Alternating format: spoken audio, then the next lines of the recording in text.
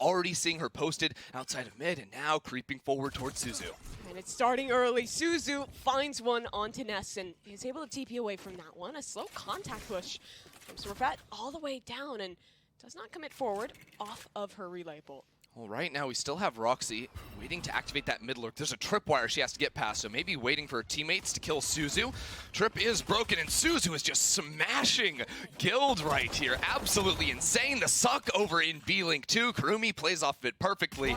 And it all starts, and maybe pull Roxy out of B-Link. They could get past that turret without her re-peeking and seeing the smoke on the turret, because that's the value of the smoke there is, well, if no one's actually playing down in B-Link, they're not aware that you could have crossed in that time window. That's not the idea here. A lot of presence towards A main, not overcommitting though, as a couple of players still going to be working down B long, Suzu in particular. And look at this, Roxy saw the gap that got created and instantly changed it. New setup, so good out of her and Guild. Every round they have something new. They're not getting complacent even though they're stomping. And the Killjoy setup is in B-Link because they're pushing down B long. You don't need the alarm there to guard for that. Fennel blitzing out onto the site. Great opener by Len, traded out by Festival too. A very winnable round still here for Fennel. But they have to deal with the Loch Ness monster lurking in her smoke, ready to pounce out of the water and find something here. Into 3 versus 3. Her teammates slow to John's fat. Oh, spots out Festival. Reswing is good. First kill found. And now only 2. Fatal will be committed for Kurumi. There's a player in main as well. Kaharu, does she swing? Can't. She's spotted out by the utility. And Ness is there. She's activated from the deep. Guild is ready. 13-3. A dominant map number 1. Absolutely. Because of that, she has full armor and rifle heading into this next round, which is just crazy for a round 2. Yeah, you're not going to see that one every day. And Fennel will be playing just kind of this contact setup towards B-Link, that solo chamber anchoring down B-Long, kind of just the standard stuff for your defense on Pearl here. Yeah, slow contact. Let's see what they can do. Actually, Kohal, the one with just a ghost here, so maybe not the ideal first contact as the rest of Fennel can sort of scooch on past, or Guild rather, can get on towards this A site. Maybe a fast retake here for Fennel if they want to, but the real power hitters in the Raze and the Chamber not quite in position just yet. The overpush comes straight on in to Kurumi, and she is there to get a couple before Claudia trades her out. 1 for 1, that's a gun recovered, and space towards the spawn side. Guild has a comp that is strong in these post plans, so this is getting quite dangerous. Suju for 1, but trades are there. It's only her left, and that allows Smurfette to play off of it very quickly. Fennel actually 4 players in mid. Very quick to take all of that space. Potential for them to run into Roxy if they work in through window, but the plant is going to come in completely uncontested, and I think that's going to make Roxy very sus of what's going on here. You still haven't heard anything on site. It's just Roxy here running into a multitude of players, swinging into it, maybe a little bit ambitious, and a rifle now into the hands of Fennel. But that's information now. Guild's reaction should be a push either into Art or towards the spawn side, and you see their idea is to take space outside the secret. Positioning from Kaharu over in Art could potentially set up the team with a couple of flashes as they work out of A main, but the deep hold Guild have had, actually just fighting into it, electing to take those very long-range fights, sets them up very nicely, and Claudio with a back-to-back 3K gets it done. 3 left alive for Guild. Relatively clean round there on their anti-eco. For Fennel, I think it is interesting to see this variation with the fade rate. Involved. Yeah, and it's kind of counterintuitive. You generally think you'd see those faster plays with the Neon. Not on the defense, but here on the attack, maybe it's a little bit speedier for Smurfette, trying to get Suzu off this line. She's heavily pressured and will eventually TP out. This is funky from Guild. Exact same setup, except they've got 2 players over towards B long, right? Both lurkers here with Roxy and Ness, although they are noted out by Kurumi, who's just going to fall back now and just wait for the rest of her team to get there. Festival is very close in B-Link, and they are reading this rotation over. Yeah, besides the power that this Killjoy gives you in post plants, you also have those mollies to clear corners, and you saw they used that instead of the Fade Cat to clear pillars. So Guild feels very safe in scaling towards long, but there are players just on the other side. 2 from Fennel, who might not be able to contest with that Killjoy lockdown coming in. Yeah, they're just going to fall back, play 5-player retake on this one. Looks like Suzu may end up going for a flank. She was just posted up in A main. Instead, just going to call it back, TP back towards the team, but that means this plant is going to be uncontested, right? No one's actually fighting out. The rotations from Fennel are just waiting until the full commit is there. And Smurfette going to play forward here in towards B-Link. The flash is good, and the kills come through. Roxy for 2 on that one. Only 3 left for Fennel to try and make this retake happen, and that fade ult will give good information. Land alone towards having the other risk below in spawn, and Suzu still only has this chamber operator to work with. And for Guild, their post-plant utility is excellent. They're holding close on the side. They have a player in long, and they might just shut this one down on the way out. This lower bracket, already some giant teams to face here. Oh my Fennel the first step, and this setup is crazy, but Smurfette has funny neon ability, so can just completely escape it, no problem.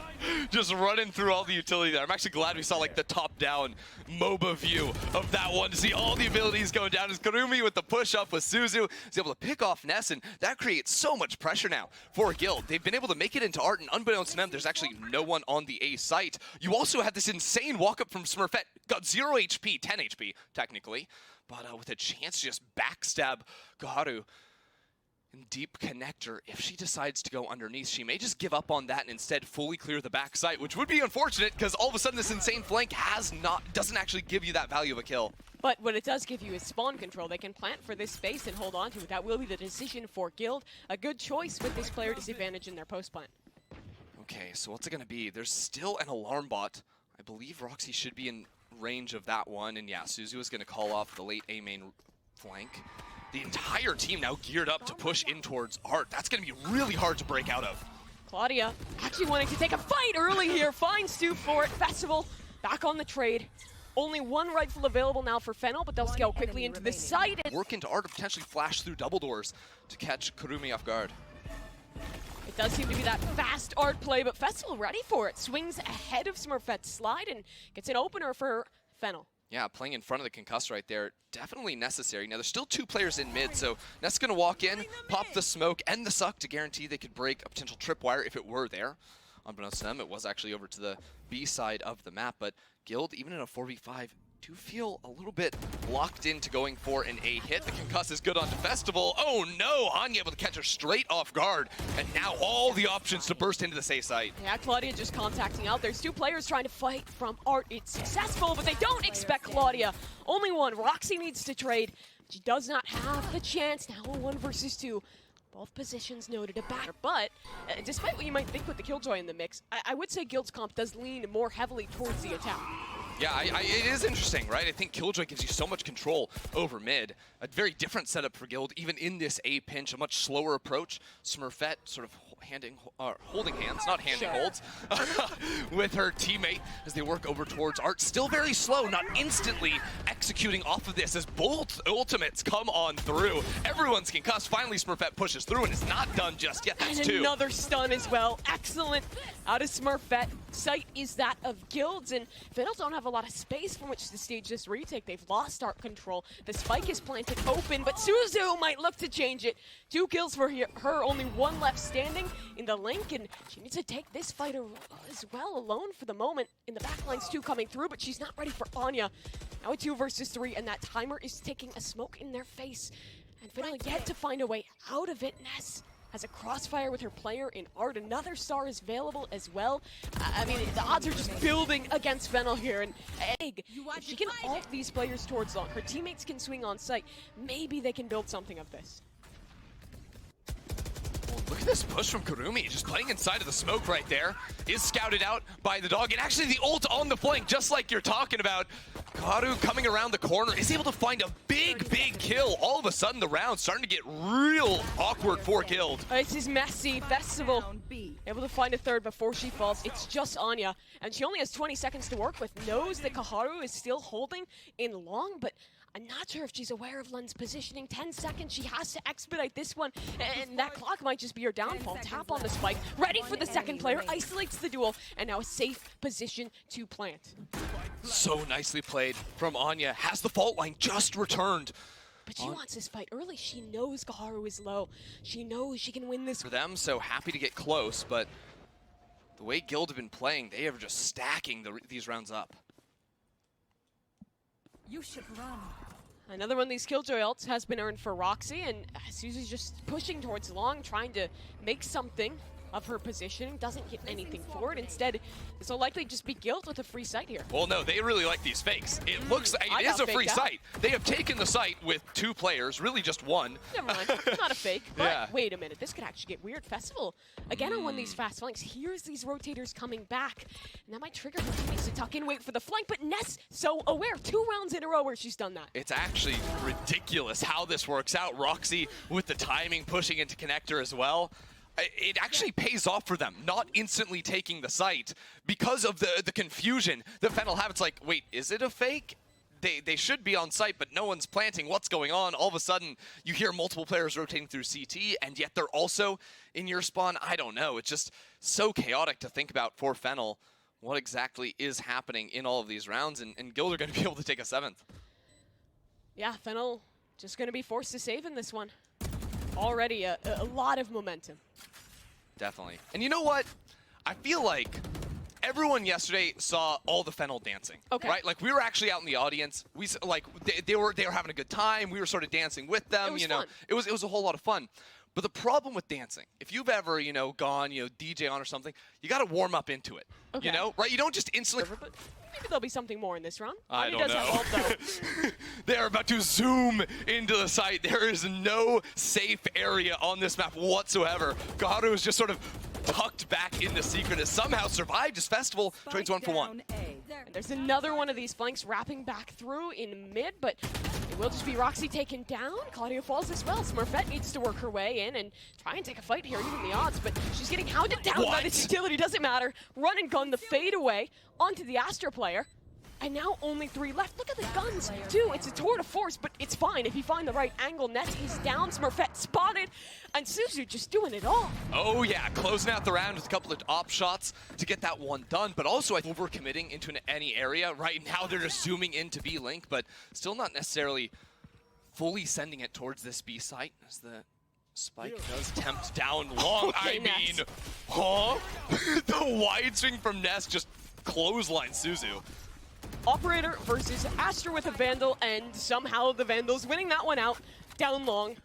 Absolutely ridiculous from Ness. She has been so good thus far in this tournament. I think she is like probably the most underrated player on this team. She might even be the best player on this team. She is just owning. I mean, even in this game, just like the most like Giga Chad swings ever too, right? Like, who does that? Just sprinting down long. You could pull back star or anything, No, doesn't care. Is just going to actually take that fight up against the operator every single time. Oh, that one hurts, and I think Fennel just going to save these ultimates here. Maybe even save the rifles, too, with They're just one getting more flanked, round. though. Look at Roxy, the rat herself. Aren't much more to work with on this retake. Kaharu does have that rifle. Utility to work with, too. It's something. It is. You have the Cosmic Divide as well for Len if they actually manage to get out stall. on site. They have just been locked out for eons. Yeah, there's double mollies on the spike too. Like, you gotta act quickly, you gotta act now. And yeah, there's a kill traded back by Len, but still just a 2 versus 5. Claudia entrenched in backside, ready to trade, swing off of her teammate. And the clock ticks away. I mean, the round's just lost. When the turret fires, they are tagged from the turret, so you move slower, then you get pulled, and the swing comes in. It's brutal. It's cool stuff, but Guild could be in trouble here. They're a bit trapped in main. A late pinch coming through. They need to win this fight towards Art, but they're succeeding at it. Anya for 2, continuing her reign there. It's actually Smurfette to pick up the second as her teammate falls, and now she's very aware of this play in main. Just sitting within the smoke, biding her time as her team actually hasn't rotated over. I'm not sure if they're aware of this spike being down just yet. Oh, they are. Smurfette just said, I can do it on my own. Oh. Maybe a little bit ill-advised as Len is right there to get the shot. No, I think it was a good idea. You think so? Maybe. I mean, I believe in Smurfette, but oh no, the clock is also believe ticking in Len. down. Well, here's the thing, right? Is Len was really hoping to find a fight. Now the clock ticking so far down, 12 seconds. 2 players in Art gonna swing just before the plant is gonna come on through. Suck there as well. Ness finishes the job. All right, well, that's an easy wrap-up here for Guild. They'll hit double digits off the pistol and Fennels, and Guild has a Bucky left. This could be a catastrophe for the EMEA first seed, as they're down to just 2 now. Fennel's been able to split all the way through into this B site, and now Roxy has a shotgun, and it goes for the retake. You don't think that's ideal? Probably not. I don't know, right click used to be pretty good. Oh, she switches up with the Ghost. It's not the Bucky that's gonna do you, and it's the Ghost, the Molly too, to push Festival off this angle. Still some belief here. Interesting choice from Festival to eat up some damage and potentially get an earlier peak timing. Oh, but look at Roxy, she's contacted so close. Len not ready for her. Another kill on the Ghost. What? Dude, what the hell is Roxy doing? Roxy is just unreal. Absolutely smashed on Pearl. It's either that or Guild meets Cloud9 White in less than 24 hours. The pressure on for both of these teams, but Fennel in particular, as Guild will look towards B, or excuse me, Fennel instead towards B on this opening round, and Karumi just caught blindsided by Roxy. Yeah, Roxy is just still getting it done from map to map now, although the positioning of Festival is ridiculous. Chances now to pinch down on Ness, who's playing long, but it doesn't matter when the 1 kill comes in, 2 kills comes in, all the people, you're hyped. Well, and I'm sure they are too, it's a nice little setup here, not a seasonade combo or anything like that. You got the Jet instead, but still getting some of that value in the opening gambit. Yeah, no raises whatsoever. I gotta say, it does simplify things for Fennel, sort of, you know, putting Suzu and Festival, 2 star players just on agents that want to go out, fight, find opening kills. Not tons of support behind them, but I don't know. We'll see what they can do as this game does continue to progress, because I do love the element of having the Killjoy into the mix. Makes lurking so much more difficult, especially, you know, compared to something like a Cypher. You have just way more tools at shutting stuff down, as Koharu does trade out 1 kill at the very least. But Smurfette, what is this? Psychopath. She's a Marshall, by the way. Oh, it's gonna work. Okay, all good. Thing is sort of 2 players in the general vicinity of Jet, and then Killjoy on the opposite end of the map. So I think that early scouting could really inform their mid-round decisions. This time Smurfette is shut down. We were talking about the double contact of Suzu and Festival needing to be big, and that's a pivotal opener. Claudia's not done, though. She's immediately following up on that one. Getting a little bit ambitious and continuing on the flank. She could be an absolute pain here as Suzu steps forward. Doesn't fully commit to the fight, though. She's spotted out. Breach ult available, though. Guild can go fast on this retake sword C. They're looking to concede that space and push back in quickly, but Fennel's a different idea, trying to push through garage window, but Roxy's better than that and realizes the positioning. Karumi able to get one up. Still impressive, but the trade is back, and now there's space for Guild. And the spike was in window in Kurumi's hands. It just drops up there, and now you have just an almost impossible decision to get back into garage. Interestingly enough, Roxy fell away from garage window, so it is just Claudia here. They believe that she can hold down garage, and I don't know if that's going to necessarily be the case. They want to reflank through mid. They trust her to stall, so they'll push together on the other side. That's great from Guild, and they were absolutely right. Claudia up to the task, and Karu alone. 1 versus 2 now. She knows the positioning of the other 2 players, and she now has the spike. This is very winnable. Oh, she might just go for it. Oh, no. She thought they rotated through spawn. The breach ult gets nothing now.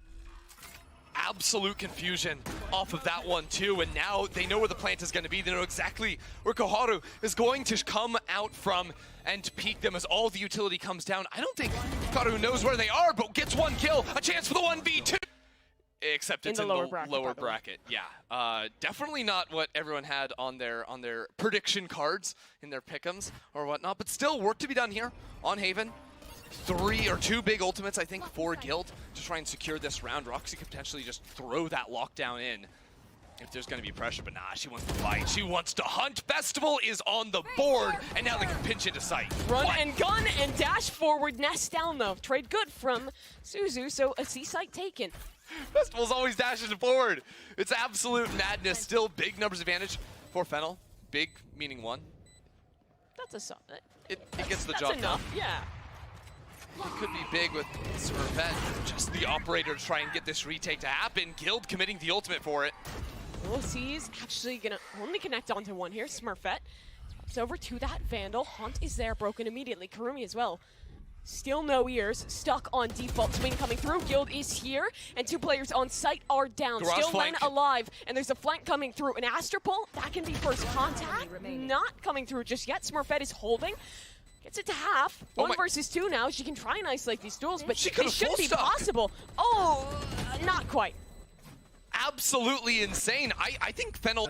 The 3-step program. Let's see if they can complete it today. They're on the road towards it. Already good information towards A short, but look at this stack for Guild. 4 players strong. Heavy on this A lobby fight, and Suzu. This is a very pivotal shot there, loses her life to Ness. I mean, Fennel just instantly sprint away from the A site. Like, how many people do they actually note there? All four with the utility flying on in. There's a turret to spot them working down C along. The ultimate gonna sell this idea as well. All remaining players of Fennel onto the C site. In terms of a post plant, Karu does have the ultimate. Oh my god, they're going for an insane push! It's an awareness of this lockdown. It's actually a great play. They're going to be able to break the utility. Roxy, though, she's QB sneaking this one. She can go back through the site. Anya in spawn finds too. Now this is a strange pinch where Fennel have a post plant, but they're playing off-site, and they're wrapping back to Garage, where it's kind of planted for them, but not really. And now there's a Rolling Thunder available too. Only Goharu left. Roxy's getting this diffused through. Goharu, they don't know! They have absolutely no awareness as to her position, and now it's just a 1v1. Claudia not sticking. Goharu has the read. Where is Claudia spotted? Just on the other side, but no utility. A jump peek through. Awareness there. Time is her game. Goharu just needs that final shot again. Claudia off this spike. And another tap. She needs to stick eventually. She needs this half now. And it's just not going to happen. Goharu with the pistol. She may miss the shot. It was a really hard program. Fennel's successful with it. We'll see if they can replicate it here. Again, Goharu, ultimate team player right there, clutches it up. Obviously ended up dying at the end, but the only player with a Bulldog into this round. We'll see if Festival can open things up. That was successful for them, but if it ends up being, it looks like they were trying to go for that sort of B pinch, again, working up into Garage, into window, towards ceiling, potentially. No, there's this turret up here, so they're going to put the smoke down and blitz into A-Link. Could potentially plant for that area as well, or just go all the way to the A site. Smurfette is completely alone here, but she does have this operator, and the first shot will miss. She's stuck now, needs a fight here against Len. Achieves it. Bladestorm too. Is she confident enough to go for it? Oh yeah. The operator. Is that even a question, Mimi? Let's see it. Op shot, that's a second. Bladestorm, not yet. Still, just on that op, just buying time, and Roxy is on a flank. Who's flanking who? A double flank, by the way, for Guild to wrap back through. Smurfette is still alive in short. There's another piece of utility available from the breach of Anya! And Smurfette finds that one too. Festival alone, but this one's winnable. 1 versus 2. Dash forward into the face. No kill this time. The Turkish shed enough. Oh my god, what is going on here? Smurfette! Suzu's positioning outside of A lobby, which gets instantly noted. Here. Again, a double flank. Fennel's ready for it this time. They've found awareness what Guild likes to do. Very and nice. Suzu very good to hold. She's ready for the second as well, but Claudia a little bit further than expected. That gun barrel is just like so far out, it's unfair. Like Suzu doesn't know anyone's there, but gets shut down regardless. And Claudia's just going to stay here now with the operator posted. Like, she is maintaining this space. No one from Fennel testing her yet. Eventually, she will get away, but that's a good chunk of time waned off the clock. Yeah, Len was right there in window the entire time. Just hears all these shots ringing off. I believe also heard Claudia run back down towards A short, so pretty aware of what should be going on in that area. But look at the value of the Killjoy. Even in a player down situation, they still have full knowledge. There's the turret activating. The smoke onto was Festival. not perfect. Yeah, a little bit off on that one. Festival in a good position here, blinded by Anya. Are they ready for the player gong? Surely you do not expect Festival. She'll claim to. Kill's retake might just be shut down from there. Claudia only has this operator. A 1 versus 4. Does she even commit to it? I feel like you keep asking these questions you know the answer to. Of course she commits to it. Her name's Claudia. She's been committing to it all the time. But she has an op. Maybe, not anymore. Like, I feel like Smurfette would maybe like that gun in the next round. I think she might too, but Claudia's going to go for the 1v3 regardless. We know, we can't always see them, so just keep us informed, guys. It's very important stuff. Suzu gonna be dancing all the way back to the grave though, because Smurfette opened up that very early peak. Festival instantly switching around the tempo, trying to hunt down players, but Guild, knowing they have a numbers advantage, fall back off of the site and are gonna play 5v4 retake. Killjoy ultimate available, that's why they're playing this one slow. And Smurfette has blades. She could go for a bit of a cheeky double updraft here if she wants, but here's the breach. Bye-bye Killjoy lockdown. Won't find any effect this time. Claudia from heaven though is able to take down Goharu and find a little bit more information there. You saw Smurfette attempting the jump up, but gets nothing from it. Fennel is just playing slow here. That spike not even planted yet. Somehow there's still a Killjoy turret on A short, right? Just waiting above him. Kurumi's like, wait, we never broke that? Okay, gonna deal with that one.